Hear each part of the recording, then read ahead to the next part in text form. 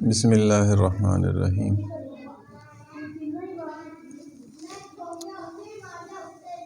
حکایت صحابہ میں سے سورج گرہن میں حضور صلی اللہ علیہ وسلم کا عمل۔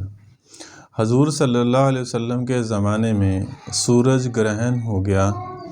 صحابہ اکرام رضی اللہ عنہ مجمعین کو فکر ہوئی کہ اس موقع پر حضور صلی اللہ علیہ وسلم کا کیا عمل فرمائیں گے، کیا کریں گے۔ اس کی تحقیق کی گئی۔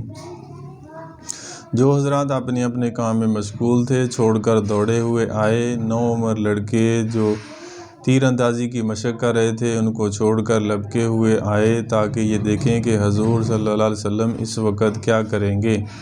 نبی اکرم صلی اللہ علیہ وسلم نے 2 رکعت کسوف کی نماز پڑھی جو اتنی لمبی تھی کہ لوگ غش کھا کر گرنے لگے۔ نماز میں نبی اکرم صلی اللہ علیہ وسلم روتے تھے اور فرماتے تھے کہ اے رب، کیا آپ نے مجھ سے اس کا وعدہ نہیں فرما رکھا کہ آپ ان لوگوں کو میرے موجود ہوتے ہوئے عذاب نہ فرمائیں گے اور ایسی حالت میں بھی عذاب نہ فرمائیں گے کہ وہ لوگ استغفار کرتے رہیں۔ سورۃ انفال میں اللہ جل شانہ نے اس کا وعدہ فرما رکھا ہے۔ ترجمہ: پھر حضور صلی اللہ علیہ وسلم نے لوگوں کو نصیحت فرمائی، جب کبھی ایسا موقع ہو اور آفتاب یا چاند گرہن ہو جائے تو گھبرا کر نماز کی طرف متوجہ ہو جایا کرو۔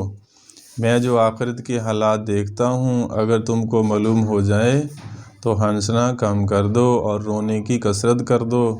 جب کبھی ایسی حالت پیش آئی نماز پڑھو، دعا مانگو اور صدقہ کرو۔ تو یہ حضور علیہ الصلوۃ والسلام کی زندگی سے ثابت ہے کہ جب بھی اس طرح کا موقع آج بھی مطلب کہ اس طرح کی صورتحال بن جائے، سورج گرہن ہو، چاند گرہن ہو، تو نماز پڑھیں، دعا مانگیں اور صدقہ کریں۔